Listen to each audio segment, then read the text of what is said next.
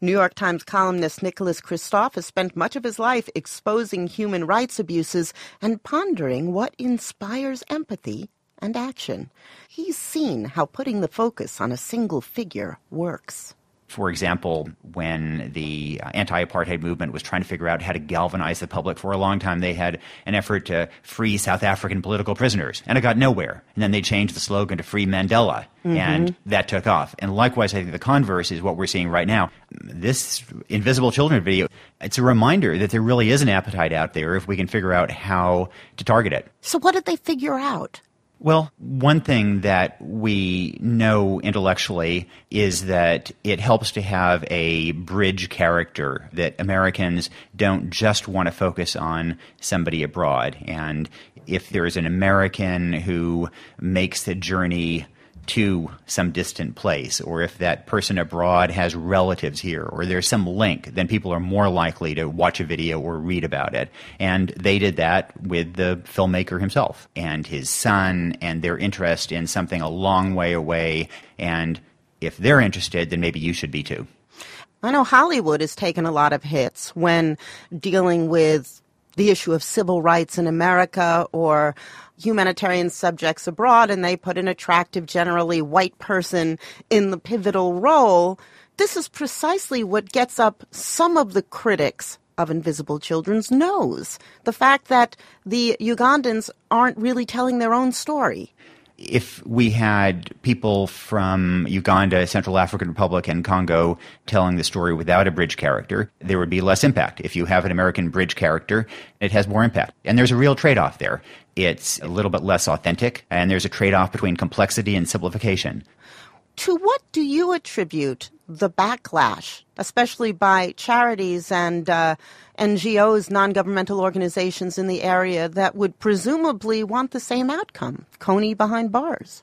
Nobody fights more viciously than humanitarians on whatever issue, whether it's microfinance or aid strategies. And it tends to be targeted often at those who are perceived as more aggressive in marketing in ways that make things less complicated. And that's exactly what Invisible Children has done. It's been just a mind-boggling success in marketing with a very simple narrative. And so I think it hits a lot of those buttons.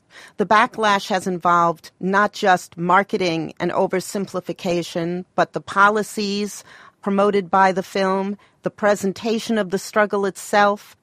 The video should have made more clear that the problem used to be in northern Uganda, but that now the problem is Central African Republic, Congo, and to some extent South Sudan. You know, beyond that, I think the critics have been profoundly unfair. You know, I see 3 people who had voted 9 years of their lives to try to make a difference a long way from home, and it's unclear whether they will make that difference. But I think they're trying in reasonable ways, and I think that is something to be emulated, not scorned. You're familiar with the Nigerian writer Teju Cole, right? Sure. He's been in the forefront of critics who feel that this whole approach is deeply condescending. He even singled out you in one tweet. He said, from Sachs to Kristof to Invisible Children to TED, the fastest growth industry in the U.S. is the white savior industrial complex. Yeah, there's been a real discomfort and backlash among middle-class, educated Africans, Ugandans in particular in this case, but people more broadly, about having Africa as they see it defined by a warlord who does particularly brutal things, and about the perception that Americans are going to ride in on a white horse and resolve it. To me, though, it seems even more uncomfortable to think that we, as white Americans, should not intervene in a humanitarian disaster because the victims are of a different skin color. Do you believe that the positive attention that the film has gotten is part of the white savior industrial complex? There's no doubt that it is kind of cool for young Americans to worry about problems halfway around the world, and sometimes to worry more about problems in Malawi than in Newark. On the other hand, I think it is really commendable that a lot of young Americans find that their empathy doesn't stop at the border. And I don't think they should apologize for the fact that they have compassion for families who are being killed and raped and mutilated in the Central African Republic. And just as it was a mistake for us not to intervene early in Bosnia, for example, or in Rwanda, because the issues were seen as complex and distant and remote, I think it's a mistake to turn aside from villagers in Central African Republic and Congo who, I might say, are desperate for help from anybody who can possibly provide it.